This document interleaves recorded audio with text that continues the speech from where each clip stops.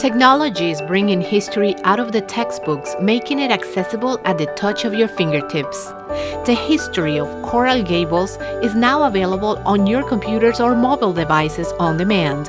Learn about the city's beautiful architecture, the stories behind its buildings, landmarks, and streets when you navigate through the Coral Gables virtual tour.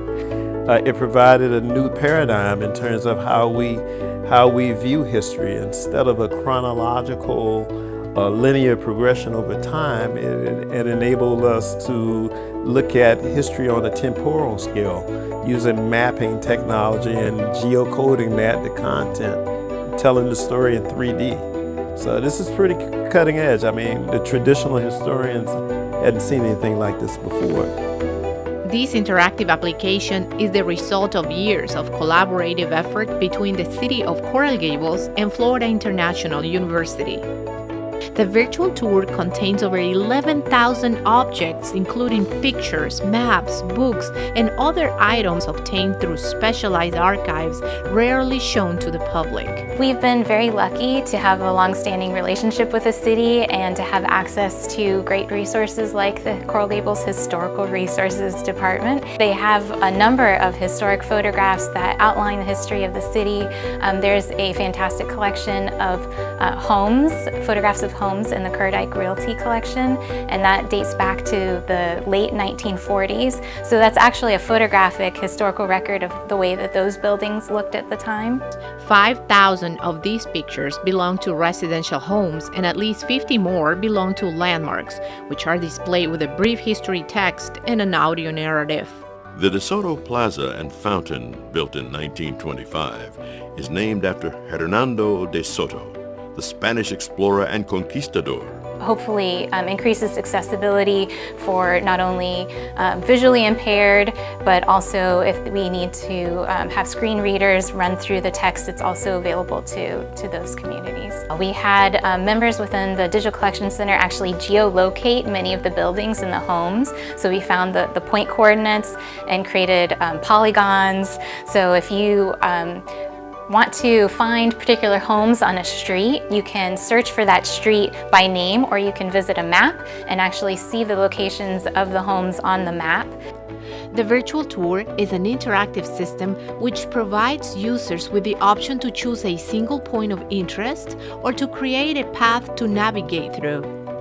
The system will offer a prompt to a narrative with the history of the selected point, unique historic photographs, and the option to see before and after geographic maps. Google Maps is a current picture, and what we provide is the historical picture of a place. The second difference is we digitized a number of maps that were from 1920s on, and these were overlaid or geo-rectified and overlaid actually on top of a Google Maps interface. And so then you can see the differences between the historical maps and the current Google interface and the street view of the city as it is.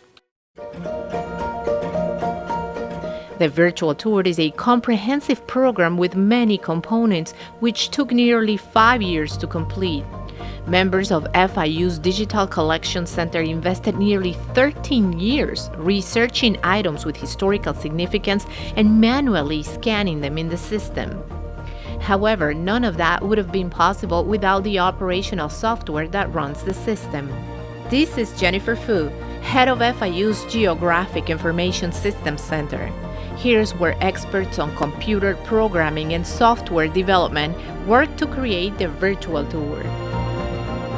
We have a combination of different expertise. For example, we have computer engineers, we have geospatial scientists, and these programmers and the GIS specialists were able to pin those archive data into a GIS and web geospatial framework so that we can view these virtual history objects with a modern eye. This is the era of the data. People call that data is the new oil.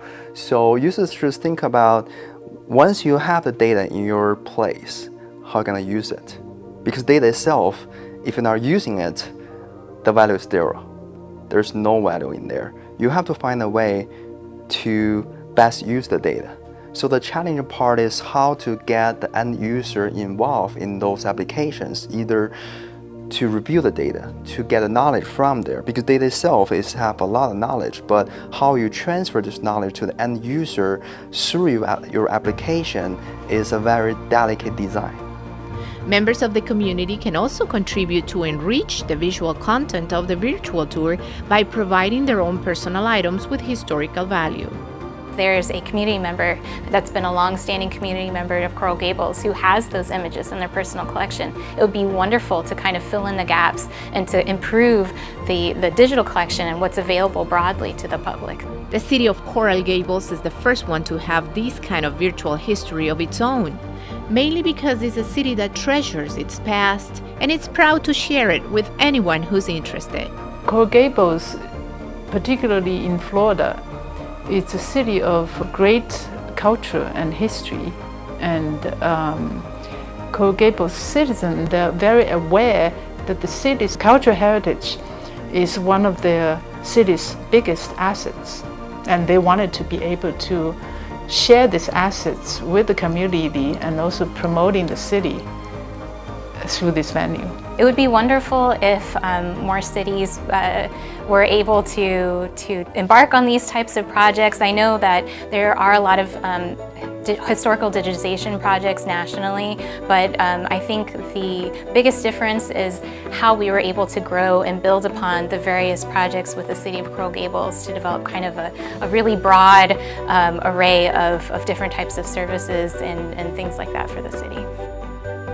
The virtual tour can be accessed online, on demand, from anywhere around the world, visiting the following webpage. Reporting for Coral Gables Television, Diana Herrera.